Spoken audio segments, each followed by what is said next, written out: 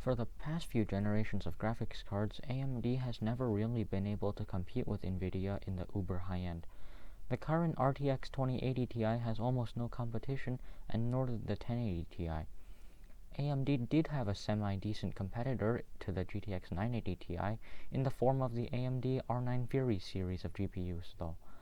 We'll be testing today the plain R9 Fury, the Sapphire Nitro version.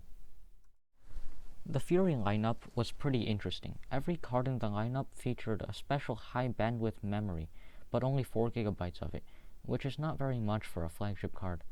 There were 3 cards in the lineup, the plain Fury we have today, as well as the Fury Nano and the Fury X. Those 2 cards were a smidge faster than our vanilla Fury, but most importantly, feature fascinating designs. The Fury Nano is a tiny card ideal for ITX systems, while the Fury X was released only by AMD and every single card was water-cooled. So yeah, the Fury lineup got pretty crazy. Anyways, onto the specs of our R9 Fury here. It features 3584 shader cores clocked up to 1050 MHz, and it's based on the Fiji architecture. There are 4 gigs of high bandwidth memory clocked at 500 MHz.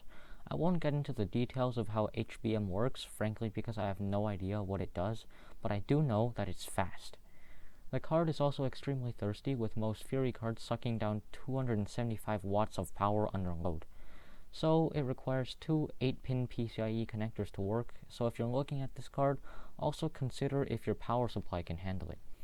The rest of our system consists of a Ryzen 3 2200G, which admittedly is not the best CPU pairing, but consider that it is about as fast as a stock 4th gen i7, which would be the fastest gaming CPU at this card's release date in 2015. We also have 16GB of RAM in dual channel and a 750 watt power supply to power it all. Let's get into the benchmarks.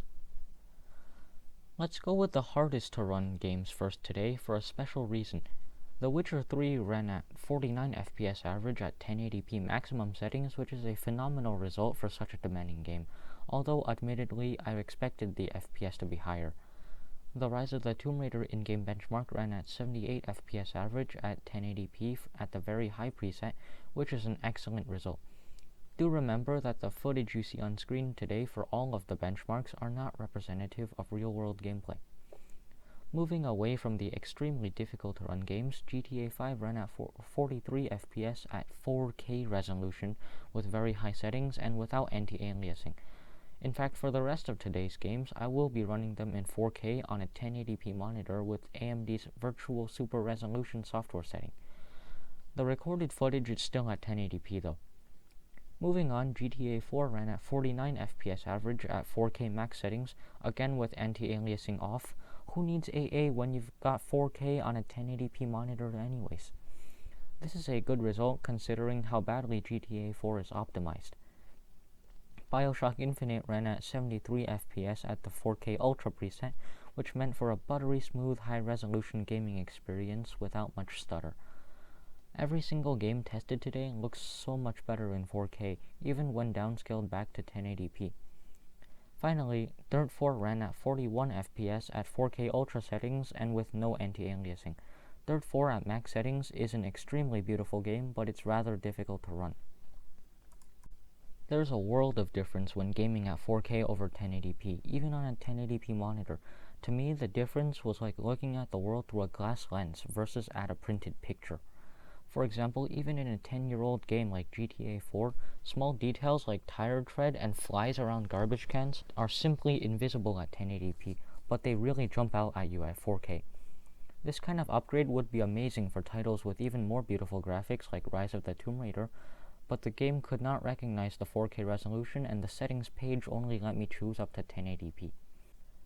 So, you've seen how potent of a card the AMD R9 Fury is. It's basically perfect for gaming at 1080p, while gaming at 4K resolution on some less demanding titles is completely possible.